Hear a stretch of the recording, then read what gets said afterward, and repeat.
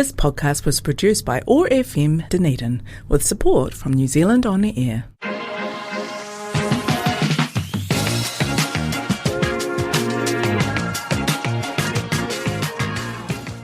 Welcome to the OI podcast, the Otago Institute podcast, in-depth conversations with experts from the worlds of arts, sciences and mātauranga Māori, brought to you by the Otago Institute, the Otago branch of the Royal Society for Arts and Sciences. Kia ora, I'm Dr Barb, and Trudy is away on a well-deserved vacation this week, so you have just myself and our guest here in the studio today. We have David Ward here, and I will do all the introductions of David Ward later on. Kia ora, David, just to start with. Kia ora, Dr Barb. So this is part of our 2025 local elections warm-up mini-series. So it's all about the issues that might be important so we're just taking a punt at what we think are going to be important in this series. And we're just interviewing people who know stuff about this. So what we're doing today is local water done well. So people may know this as the three waters, and it's kind of connected to that, and we'll talk more about those connections with David later on. But right now, the DCC, the Dunedin City Council, are running consultations around the annual plan, but also the local water done well. So there's two separate consultations, and they are both due, the consultation period finishes on the 30th of April. So we do still have a week. It's actually very simple to do a submission to those, and if you do a submission, you can tick the box and be heard in person. So you can go along to the hearings, and that's actually really interesting to hear what other people have to say about things as well. But just go to the DCC website and put in currently consulting in your little search box, and it'll pop up. You can download all of the information about the local water done well reform and also about the annual plan. And there's a box there you can just fill in the form online.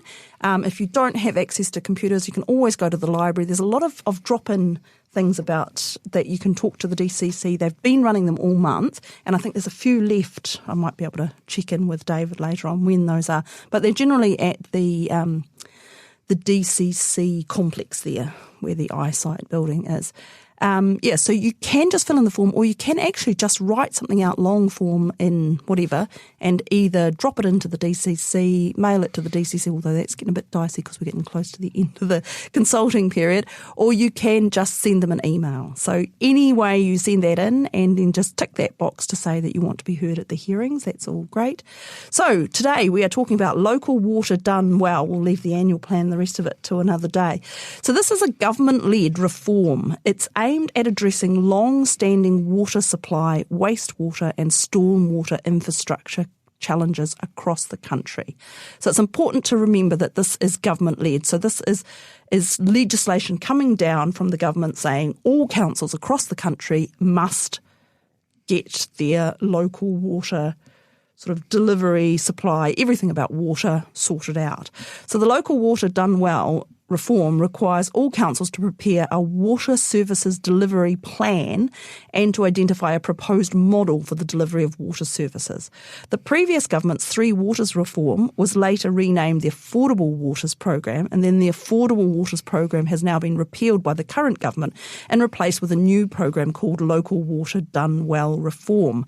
And the consultation is just consulting on the delivery model, which may sound a bit odd. And yeah, I think we've got the right person here in the studio to talk about that. So we've got David Ward here. Kia ora, David. Kia ora, Dr Barb. And David is the General Manager for Three Waters and Transition for the DCC. And I'm assuming the transition there is the transition to... That it was reflective of where we find ourselves, as you've fully described, with in the period of national reform, but not just in the water sector, across resource management as well. So my role is cognizant of the wider change that's upon all local authorities at this time. So I'm also responsible for our city development team, and our city development team are the team who have created the second generation district plan, and also that's that a part of council, it will be subject to government-led reform change coming soon in part of the Resource Management Act considerations. So, Right. so the transition component is reflective of the wider change that's. So it's basically, there's lots of changes coming down, and the council, the Dunedin City Council, and all the councils across the country just have to basically do something to answer. Essentially, yes. Yeah. And we want to be prepared for that change and in good health to work through that change as an organisation. Right. Whoa. So, Chartered Civil Engineer, Fellow of the Institution of Civil Engineers from the UK, which has a really cool acronym. So it's, David was telling me before the show, it's MICE, M-I-C-E. So if you see mice running around all over the town, they are the civil engineers. They're on those little brass plaques, is that right? Oh, you'd often see in historic buildings a brass plaque of all of the key individuals who had been responsible for either the creation or the building of a particular structure, and you might see after somebody's name MICE, which means a member of the Institution of Civil Engineers. That was the historic organisation that was quite widespread across New Zealand many decades ago. Right. Still a relevant organisation internationally. I'm a member of it. I'm actually a fellow of the institution. In New Zealand now, we do have Engineering New Zealand, formerly IPENS, so it is a domestic organisation. I just happen to be a member of the international organisation. Right. And you started with a degree in mathematics from John Moores University in Liverpool. Correct, yes. That's quite nice. So you go from mathematics, but not from like engineering degree or surveying. So I think that people in New Zealand, they tend to get an engineering degree or something of that ilk, and then they go into being a civil engineer. So you've got a slight. Is that just a reflection of the different countries and the way they do things? No, or? I think it's just a reflection of me and my experience. Really, I was fortunate enough to work on some very significant signature projects in my home city of Liverpool in the northwest of England. Some of your listeners may know the notable river there, the River Mersey. Yeah. The River Mersey was famous for the Beatles, of course. Famous for the ferry across the Mersey, and famous for the Beatles, of course. However, sadly, for many decades, 60s, 70s and beyond, that was one of the most polluted rivers in the world. All of the wastewater discharges were being discharged directly into the river. Oh my goodness! So I was there at a time when we built some significant civil engineering infrastructure to intercept all of those discharges. Essentially, the content of the Industrial Revolution, right, being discharged into the river. We intercepted. So is that industrial waste as well as household waste? Correct. Yes. Yeah. Oh my goodness! Grossly polluted. We designed and built a large diameter tunnel scheme and wastewater treatment plant. These are things that should have been built a century ago. However, sadly, 2 world wars got in the way and prevented that. So for me... But you're not that old. We're not talking about you building these things in the 50s, are we? This is actually in the 90s. Right. So it took a very long time. But the experience really captivated me as a young professional. And I felt, civil engineering's the profession for me. It's just really... it's really hands-on making a difference to communities, isn't it? Precisely, that's exactly what it does. And whilst that was at a particularly grand scale, the philosophy of what you achieve can be applied at a community level. Yeah. It doesn't have to be at a citywide level. And so what we do as water engineers is scalable. Yeah. Whether it's it's a bit the same as your house, isn't it? Exactly. Because your house has got the same pipes. You've got drinking water, all you've got wastewater, yep. You've got your guttering and everything for the stormwater. So it's all the same services, just on same principles. Same principles. Yep. And really, if you want to go crazy, just an individual human's got the same. Precisely. Exactly the same sort of piping. You've got your water going in, your shower on your water going out, and keeping yourself waterproof. And so I was really drawn into the profession because of the benefits that communities can achieve rapidly through the introduction of good performing assets. Yeah. We had Alison Breeze on the show a couple of weeks ago talking about public loos, and one of the things that we did come into it then, because Dunedin had public loos right from the go, right from the get-go. It's one of the first things they put in down by the train station somewhere there. You'll have to go back and listen to that episode to get all the juicy details. But one of the things that did come up was, of course, one of the biggest health incentives and increased improvements in public health of this century and last century was, of course, the wastewater. So that's and drinking exactly water, clean drinking water. Sanitation. And sanitation, and disposal of wastewater and stormwater. Correct. So the provision of water, the removal of wastewater or hazardous substances, and essentially keeping your community dry during periods of inundation. That's the essence of Three Waters. Yeah. And whereas several or many decades ago, we would have been happy just to basically have those services.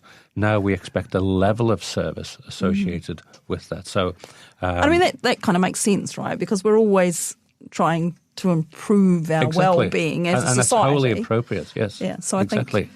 And I would like to get onto the exact consultation and the things that are in that. But I thought first off, I'd like to just go back to sort of the basics of what we're actually talking about. So it's all the water services.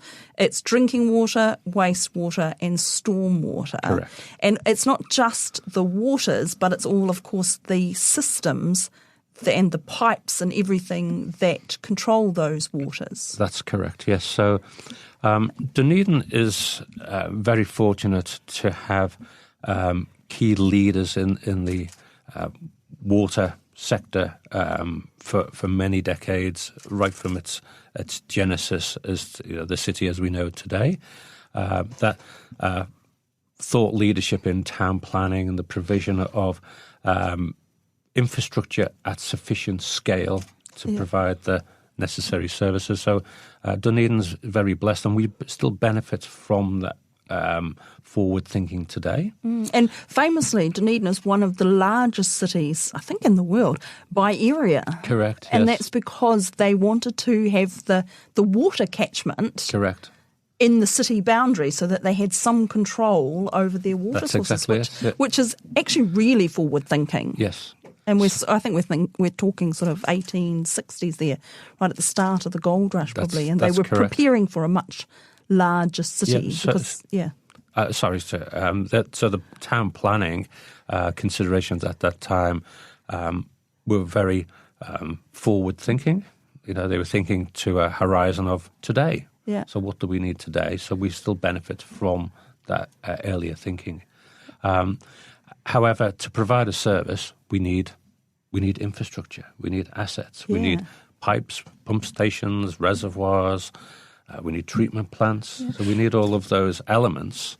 And I was actually skimming through the Future of Water Services consultation, the PDF that comes with it, so you can see what you're seeing. And it's absolutely amazing when you're talking about the assets, like the things that we need to control. 167 kilometres of water mains, 236 kilometres of distribution mains. That's from here to Wanaka and back. Yes. Reticulation mains. What's the difference between distribution mains and reticulation mains? Reticulation mains is 1,051 kilometres. That's amazing. We often refer to our systems as being tree-like or dendritic. Right. So you have the trunk, branches. And these are the little branchlets on the end. Essentially, yes. Right, yeah. 1,000 kilometres, that is a lot of reticulation mains. 7,103 fire hydrants, 3,657 non-residential metered connections. So those are industrial ones, aren't they? Ones going to commercial places. Yes. 21 pump stations, 9 raw water dams. What's a raw water dam? Raw water is essentially water that hasn't been treated for human consumption. Right. So it's a body of water retained that is then conveyed to a treatment facility, which is subsequently then produces a food-grade product. Right. And 9 seems a lot, raw water dams. Is it a lot, or is that quite small, or is it in the middle? I have no idea how many.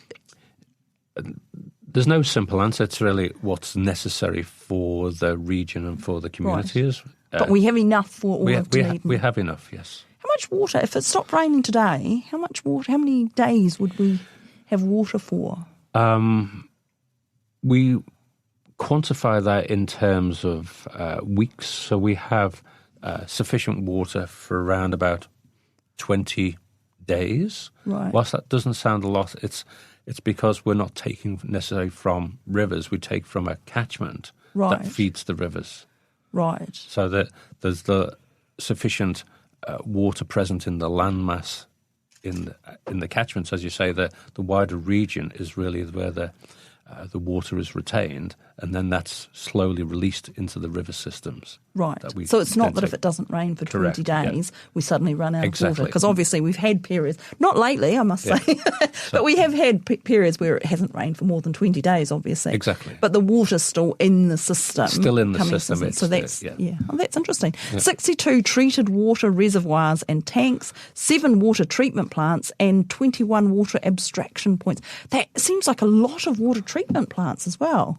I guess it's good to have that resilience in the system. But resilience, and also it's reflective of where our communities are. Right.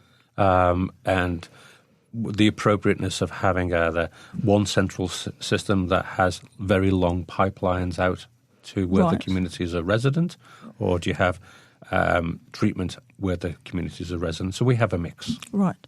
Which I think is quite good in terms of resilience. And we saw that on West Harbour last year with the big rainfall event.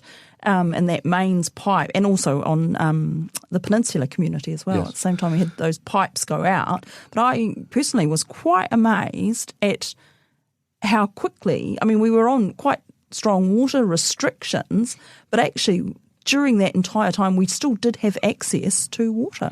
So resilience is a really big consideration for us, whether it's natural events, whether it's infrastructure vulnerabilities, where there's weak points in the system, climate change. We're forever thinking about resilience. So, for example, a pipeline conveying raw water from point A to point B, is that sufficiently resilient? Do we need a parallel pipeline? Do we need 3 pipelines? Yeah. So we're forever asking ourselves... whether you have sort of a net type system with lots of points of other routes that you can take. Can you divert from another point?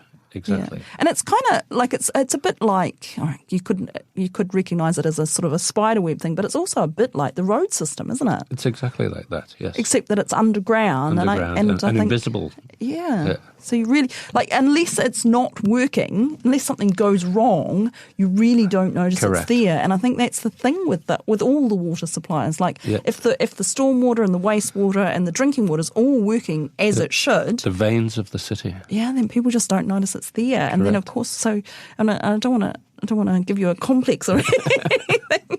But yeah, it is. It's, when a fire hydrant starts, when something's leaking or something, that's when you get to hear from people and say, But then, of course, there's all those 1,000 kilometres of system that generally is working. And at some point will need to be replaced, and prior to that, potentially repaired or rehabilitated. Yeah. So then when we talk about investment, we talk about investment in the health of the system. Right. And like any asset, whether it's a table and chairs you have at home or your car, it will have a life. Right. So how do you then... it's that kind of depreciation thing, isn't it? Exactly. No one expects the computer to last forever. Correct. So you will replace your computer, your laptop at a key point in time. You might extend its life as possible. But I guess I also think there's all those Roman systems that are still working. Not all of them, but there are some Roman systems that are still working. Correct. So if they work, and like some of them, they do have a really long lifetime. And exactly, so that's why the philosophy that we're taking is if something has a useful life and its life can be extended, well, let's do that. Yeah. Rather than just because we've determined through asset management principles that it should be replaced in 50 years' time or 75 years' time. If it's still working at 80 years, well, we'll keep it working. Yeah. That makes sense, doesn't it? And it must be economical to do it that way, surely. Yes, and like continued maintenance rather than just replacing things at a time. And so that's what we're trying to balance, to make sure that the service we provide are affordable. Yeah. Because the cost of taking out an old asset and replacing it with something new is a lot more significant than continued repair and maintenance and rehabilitation. So we're trying to balance that. Yeah. However, I mean, there are times, I guess, when there's just so many breakages in the system, or that it's too small, yes. And that, like, the city's grown, or that particular part of the city's grown, where it actually just makes no sense to continue trying to fix, like patching up little bits all over. So we're making those decisions every day. Yeah, no. So that is, I imagine, quite difficult to make some of those decisions, because the system that you're trying to decide if you need to repair it or not is all underground. So how do you see it? Do you have little cameras and things that you? Where it's possible and practical to do so, yes, we do. We use a variety of techniques. And I see here you've got 13,144 manholes. Yes. Is that because only men fit down them? Yes, it's very much an old terminology which isn't appropriate in today's person holes. But do people actually go down them? Yeah, that's the reason for having them. Yes. And are there, like, the pipes? Like, obviously not the water pipes, maybe, but are there pipes that you can walk through? There are some. Typically, they're of a scale where they might be 300 millimetres diameter. Right. 12 inches in. Right, 300 millimetres is 30 centimetres, folks. Yeah. So, whenever you talk to engineers or builders, they always talk in millimetres. Millimetres, true, yes. Us lay people, our brains just explode and go, it's maths, I just have to take a zero off. No, it's fine. Right, and then the storm, that 3,000, that 13,000 there, that was manholes. That was just for the wastewater. On the wastewater system. But then the stormwater ones have completely separate manholes. Correct. Is that right? So there's another 8,591 for the stormwater pumps. And I guess that's quite important, isn't it, to keep the stormwater and the wastewater separate? Correct. So, is that quite a big part of your... Definitely. And we do find there are unintended interactions. Right. Most historic communities across the world, no different in New Zealand, would have started off with very rudimentary drainage systems, and the drainage systems would have taken both the wastewater away from places of residence or work, along with any stormwater. Right, so and originally that was just gutters, folks. Yeah. You throw your bed chamber pot out the window. And so, actually it wasn't that long ago. Yeah. That, I actually got told, this is a total side quest here, I actually got told that it's more polite for, if you're out walking with a young lady, that the man should walk on the outside, so closer to the road, because that's where the guttering is. Yes. And I mean, that's really old-fashioned part. Yep, and vehicles. Yeah, but no, I was told it was because of the bed chambers. If the pots are getting thrown from the window into the guttering, then. Anyway, sorry, I didn't mean to interrupt there. Carry on. But our systems, the systems that we have today, have evolved over time. Yeah. And yet, even our older systems, we expect to perform to today's standard. Right. So that's another aspect of what we're continuously doing. How do we improve the level of service to be suitable for today's needs? Yeah. And of course, you must have been involved in the George Street upgrade and all of those pipings, were you? Or is that separate? So the team was. I wasn't personally, but certainly our team was. But that all falls under the same sort of water thing. And I think that was probably because I didn't even finish your introduction, did I? I'm so sorry. Oh my God, I'm terrible at these introductions. I had originally meant to say that not only have you a degree in mathematics, but you've been in New Zealand for 20 years. 20 years, yes. But of course, the first 17 were in Auckland, working with Auckland Water Care, which is the kind of Auckland Public Water Service. So you've only actually been in Dunedin here for 3 years. Yes. So the whole George Street upgrade would have started before you arrived in Dunedin. Yes. Wow. So how does Dunedin compare to Auckland? Much better. Much better. Yeah. My quality of life has improved significantly being here. Am I allowed to say that on air? Yeah, you're allowed to say anything that's positive about Dunedin. It is a beautiful place, fabulous people. It's very much the city I thought it would be when I first came to New Zealand, where everybody looks out for each other. Everyone's got a friendly face and a friendly smile, and your communities really care about their community, the people in the community. Nice, and I get a real sense of that. Yeah. Oh, that's nice. And the quality of life, you can measure it in many different ways, but it's also, coming back to Three Waters, how well does that function. There's that aspect of the city function. So I take great pride in my contribution to this city and making sure that we deliver those services exceedingly well, as best as we possibly can with what we've got. And I think we've really seen in the last few years, and I do applaud, the council and previous teams in that strong desire to make sure that the services we provide are the best they can be, and to really invest in our infrastructure. And we've certainly seen that in the last 3 to 5 years here. And we do have some big challenges in Dunedin with regards to water. We do. But we have a resolve. I think this is what I'm really seeing in Dunedin. There's a resolve to tackle those issues. With the water reform model that's being contemplated now, so we talked about the previous government's model was firstly known as Three Waters, and then transitioned into affordable water.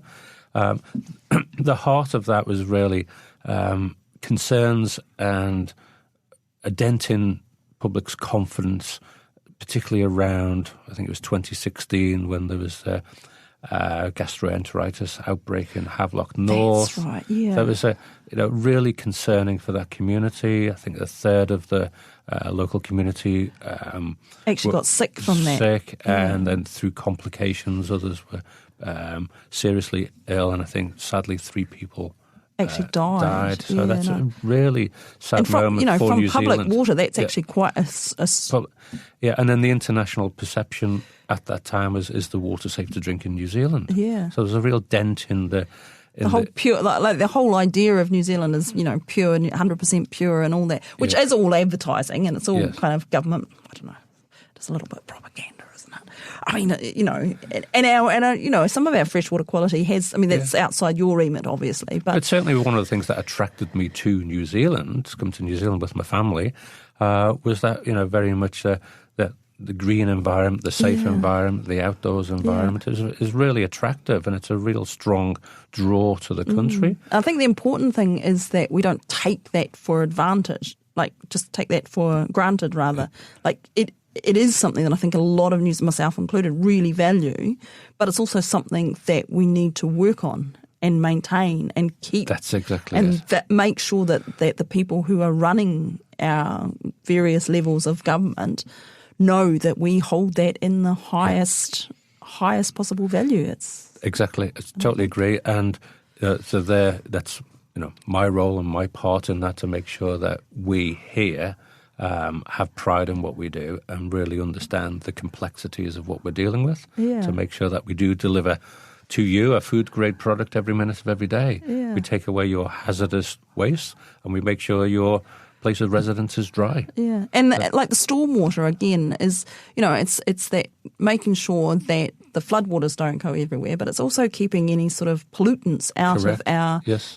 All of that stormwater then goes somewhere. It goes into the harbour or into the ocean.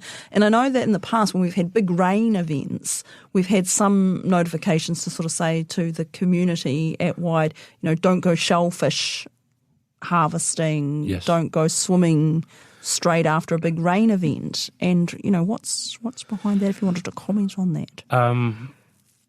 When it rains heavily, you can find that whatever's on the road will be washed off. So materials from cars and brake systems and so on. So sort of rubber and all hard chemicals, I guess, coming out of the exhaust all of the things that are released onto the road, during sort of get washed down into the rainwater stormwater system. Yep. And that doesn't go. Sorry, I'm interrupting you. That doesn't go through the wastewater, does it? That just goes. Correct. That just goes straight into the. So there are quality aspects of the stormwater that still need to be addressed. Right. We have plans to do that in our draft 9-year plan. We recognise that we need to improve the quality of the discharge of rainwater from roofs, metal roofs in particular, roading.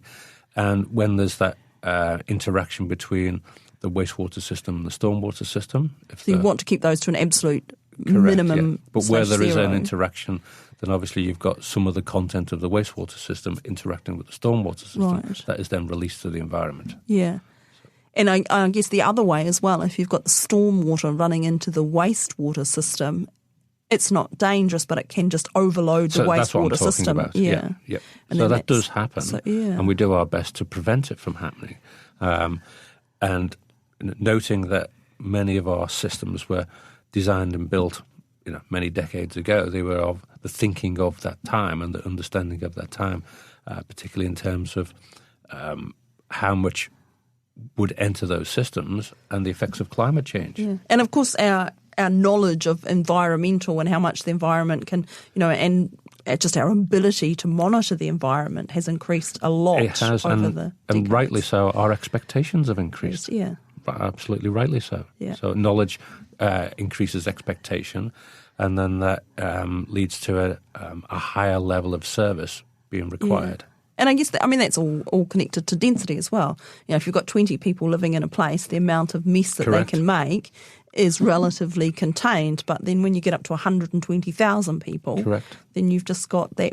You just have to take everything more seriously, because everybody doing a small thing adds up to quite a big. That's exactly it. And so as town planners, we have to contemplate how much the city will grow, and therefore what are the services required to make sure that we grow in a sustainable and safe way. Yeah, and I know in some places they've used environmental systems, sort of using the ecology of plants and wetlands to intercept and clean, or I don't know if it's clean really, but intercept some of that stormwater runoff. Yep. And I know they've got quite a cool system. I saw it in Wellington, and I wondered if the council and your team had any thoughts on that. So we definitely do, and we'll look to introduce those systems where it's practicable to do so.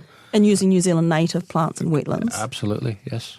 So it gives a double effect there. So you just get a win-win from biodiversity, and I imagine also a little bit from carbon sequestration there, because wetlands contain quite a lot of carbon. Really forward-thinking emerging across New Zealand, and we'll embrace that where it's practicable to do so.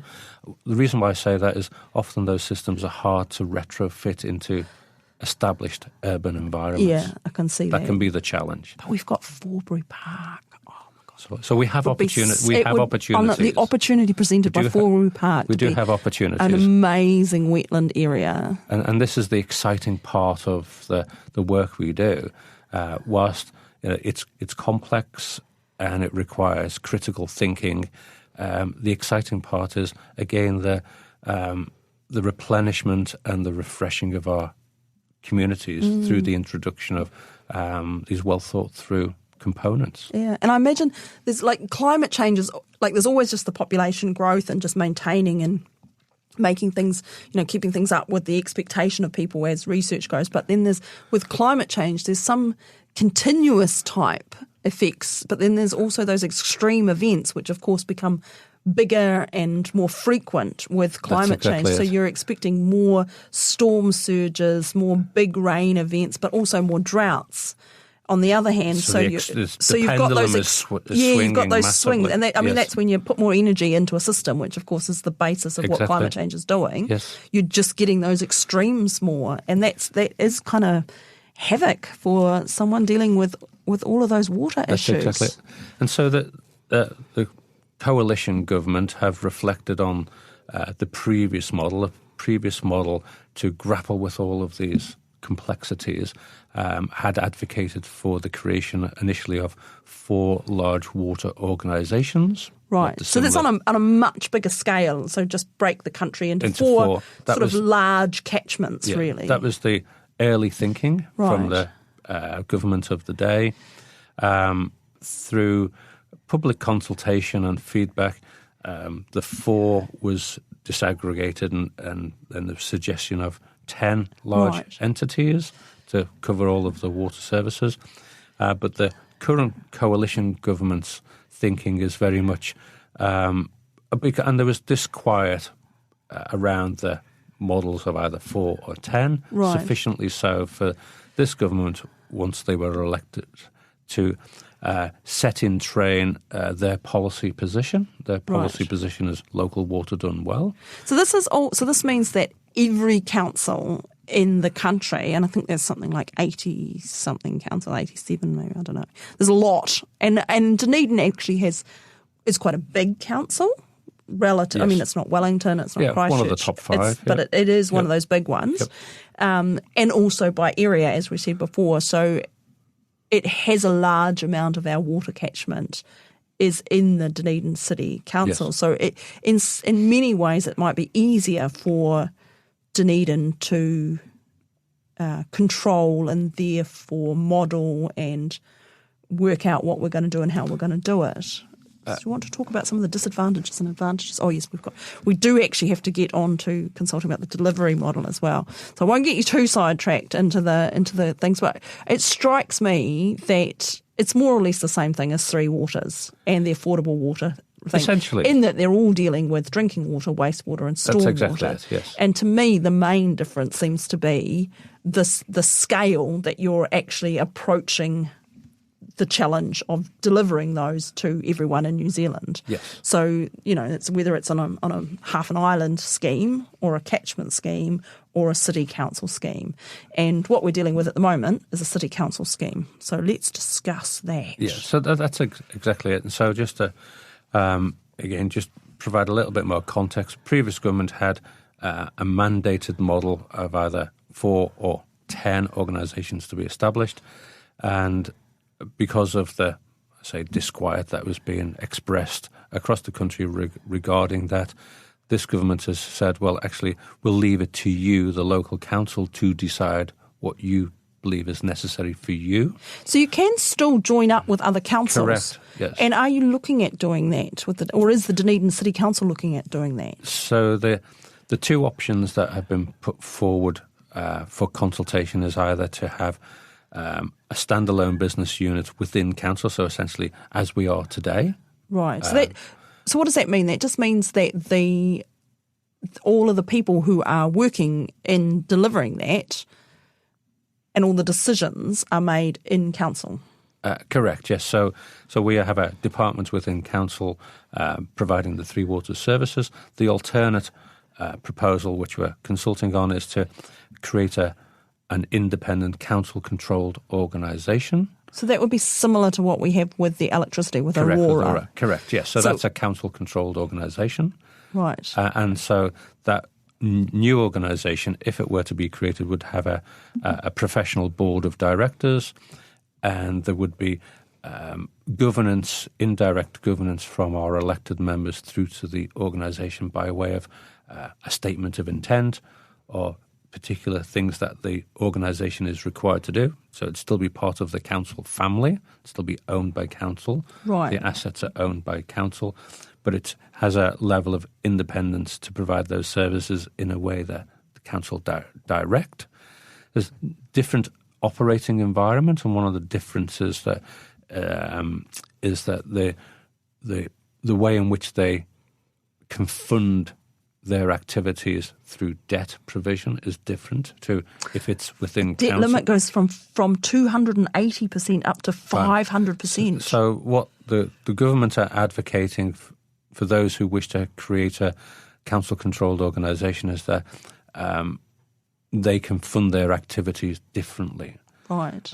Whereas if we stay as a department within council, we are then subject to the wider council family borrowing requirements, which has a different covenant or a different set of expectations. It is actually a point that this council has submitted on to government. They feel that our elected members feel there's a degree of inequality there, but that's how it's been proposed. In what way inequality? Well, if because you're a department within council, why can't you also borrow up to 500% if you wish to? Right, yeah. So, but the way it's established at the moment is a separate new council-controlled organisation can borrow more to... and I think that's, from my reading of the document, that seems to be the biggest difference between the two options, is if it's what they call a CCO, a council-controlled organisation. organisation. Yes.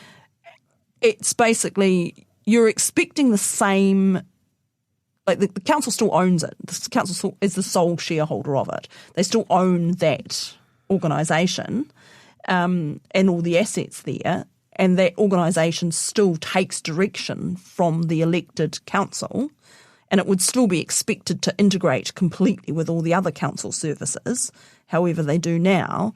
So it seems to me that the main difference is just the way that they get the debt managed. In part, yeah. So if it were a new organisation, it would be a completely standalone organisation with its own corporate services. Yeah, that just seems to me like a whole duplication of spending. Like you have to have another accountant, you have to have another CFO, you have to have another CEO, you have to have more branding, you have to have cars branded with whatever the name of the CCO is rather than just DCC. It seems to me like there's just another level. I know I'm being a bit advocatory here, but just taking devil's advocate, it does seem that that's one way to think about it. The other way, and it's trying to provide balance, as I'm expected to do. The other way to think about it is that independence and the focus gives dedication to the services that are being delivered. Right. So what we've tried to describe in the consultation document is if you're in-house, then you're fully integrated with all the other services in the way that you describe. Right. And I guess there's pros and cons to that as well. And so that's what we've attempted to describe in the consultation document, so that people can make their own judgments and make their own determinations. But the key differences are how the necessary work is funded, right, and therefore what that means in terms of debt being paid down or debt being serviced. And so a crude analogy, and forgive me, this is very crude, is if you're a car owner, you buy a car through, you might have a car loan, and you pay that car loan down, right, and then you do what you want with the car once you've paid it off. Whereas somebody who constantly hires a car and has the car replenished is just servicing the loan, servicing the hiring of the car. Oh, right. So the CCO is hiring the car. Well, not so much the car, it's much how the debt is serviced. Right. But essentially, if I'm reading the document right, there's not that much difference in what the water part of our rates bill will actually be. No, I think the key thing to remember is regardless of whatever model is established, the work we do won't change. Right. And the amount of money, so we've got provision in the draft 9-year plan for just over $1 billion worth of investment. That's very significant, and that's testament to where we are today as a city in the recognition of what we need to do. Right. Particularly in light of the incoming regulatory regime. So very soon the Commerce Commission will make sure that the money we spend is affordable, sustainable and appropriate. We also have the Otago Regional Council as the environmental regulator, and Taumata Arawai, the Water Services Authority, as the regulator for quality and quantity of drinking water, soon to be wastewater as well. So we've got a very strict regulatory regime right now that makes sure that our plans are appropriate, the work we do is sustainable and affordable. Right. So where we are today is we are positioned well to deliver in that environment, and we're building on the good work that has been undertaken over the last 3 to 5 years. So we are in good shape. There's still a lot to do. We have many challenges, but we're in good shape. And it really is a fine line between in-house and a CCO, and it's very much a philosophical decision in many ways. But we the staff, we will deliver the service with great pride, and we will use our expertise and competency to make sure that we do that as swiftly and as appropriately we can for the communities who need those services. Right. Just with 60 seconds left on the clock, would you just pros and cons of the two options? What's the best way for people to get to grips with what the difference is that they're being asked to consult on? I I think really refer to the consultation document and read that thoroughly. There's a question regarding debt provision, as we've described, a question regarding governance. Is it directly by elected members or indirectly through a professional board? And then the pros and cons of establishing a whole new organisation versus continuing with the integrated in-house model. Yeah. And I guess either way, like even if it's with a professional board that you're talking about there with the CCO, the councillors still would have some direction ultimate into governors, yes, correct, and would as being the sole shareholders, correct, and would still describe what is expected of the organisation. Yeah, and if it's in-house counter-wise, there would still be professionals like yourself who have decades worth of experience on working on these things and are thoroughly professional, who are actually doing all the doing all the actual work. The councillors aren't deciding those things. And just to reinforce that point, the regulator requires that you have competent people delivering the service. Right. So either way, it'll be competent people delivering the service. Correct. Yes. Hey, David, thank you so much for coming along and joining us here today. And I know you've got to rush off. You're a very busy person, and we thank you very much for giving your time here today to come and talk to us. Dr Barb. And how can it be that water, which is a wet substance, be a very dry subject? Not dry at all. It's very interesting. And I mean, just the scale of the infrastructure that's there is actually quite mind-boggling. Dunedin's very blessed for the services we have and the great people that we have delivering the service. Yeah, no, it's fantastic. Thank you very much. Thank you.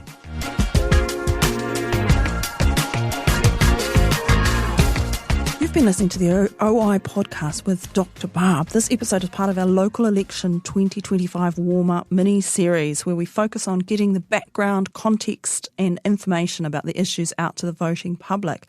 If you enjoyed this episode with David Ward, we think you'll enjoy the public toilets with Alison Breeze, or the replay of Chewing Gum and Walking about housing with Aaron Hawkins, and even the conspiracy theory, when is a conspiracy theory just a conspiracy theory, with Prof Charles Pigden, was actually really relevant to information and how we judge information backwards and forwards. So these are great episodes, and even some of the episodes from the 2023 general election special will be really relevant to ideas around going in. So do check back through those episodes. They are fantastic. People come along to talk about things that are local issues. We did a great one with Glenn Hazelton on the George Street, and that was all about the urban development, and the one with Megan Portiki as well about, how we get that tangata whenua influence through the city and where it's going, and those exciting things that are happening in that space are really fantastic. So the only thing I would leave you with is that if you are in Dunedin at the moment, resident here, the Dunedin City Council are currently consulting on both the local water done well reform and the annual plan. So those are both due in on April the 30th. So you've still got a week to go. Tick the box to go along to the hearing. And then you can speak to your submission. You don't have to just read what your submission says. You can just add whatever information that you feel like adding at that hearing. And the links are on the DCC website, but we will also put them here in the episode description to those. You can just go DCC consulting on and you'll come up, the webpage will pop up and you'll get all of those things that they're consulting on. But they are big ones at the moment, the annual plan and the local water done well. And remember, the local water done well that we were just talking about with David Ward, what they're consulting on there is basically which of those two options they use for the kind of governance of the local water. So anything about the actual local water you can submit in the annual plan or in the next long-term plan review, which is a while away because we've just finished that one.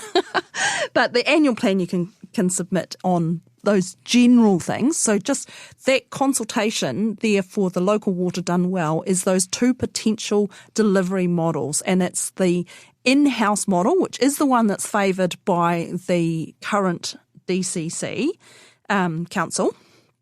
So that's the councillors, governance, not operations. There's no comment from operations, I think. And the council-controlled organisation, which they're calling a CCO model, which is similar to how Aurora do the electricity. So it's a fully council-owned business model that stands separate to the council but is owned by the council, and that board of governors or board of directors will take some direction from the elected councillors, but there is that layer between them. So the differences are really how integrated they are and also how that debt is serviced, because of course infrastructure for the three waters, drinking water, wastewater and storm water, is expensive. So doing anything in that sphere is quite expensive, and that has to be an intergenerational type discussion. And that's why those things with money come into it. Anyway, it's all there on that document. Go and have a read of the document. The document is actually really easy to read. It's got great infographics with it. It's got great pullouts on it. If you haven't got internet at home, then please just go along to the library. They've got copies in all the libraries. Port Chalmers, the main library, and they do have a couple of drop-in sessions still available. You've been listening to the OI podcast, the shout-out for the arts, sciences and Mataranga Māori. You can support this podcast by becoming a member of the OI. Check out the Otago Institute for Arts and Sciences on Facebook or our website. If you'd like to listen again to this episode or others from the series, look for the OI podcast on ORFM's website, oar.org.nz. Brought to you by the Otago Institute for Arts and Sciences, the Otago branch of the Royal Society of New Zealand. This podcast was produced by ORFM Dunedin with support from New Zealand On the Air.